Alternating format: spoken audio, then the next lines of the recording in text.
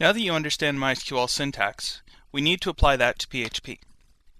PHP provides a number of functions to make working with MySQL easy. Before you can work with MySQL and PHP, however, you need to connect to the database.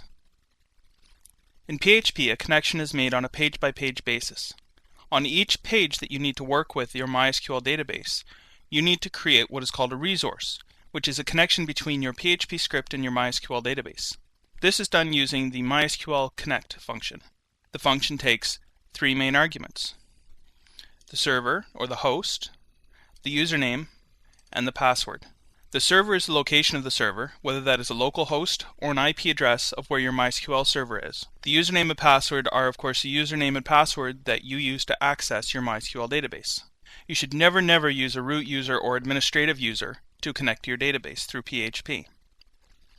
Always ensure that the user you are connecting with only has access to do with the database what you need. If you're connecting to MySQL through PHP with a user that has permissions to do anything, then you are opening yourself up to a huge security hole. The MySQL connect function returns the resource ID of the connection that was made.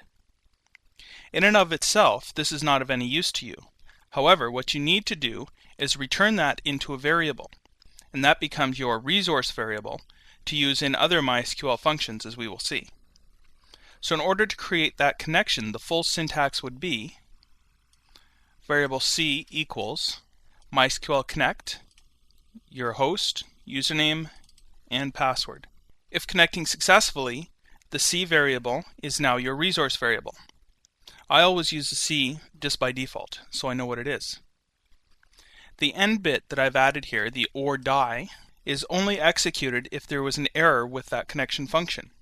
If there was an error, then the script is going to abort or exit, and the message I entered will be printed out to the screen, which is could not connect to the database.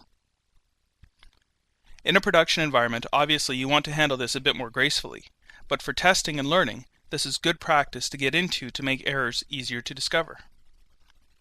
Next, I'll show you how to select a database to work within your script.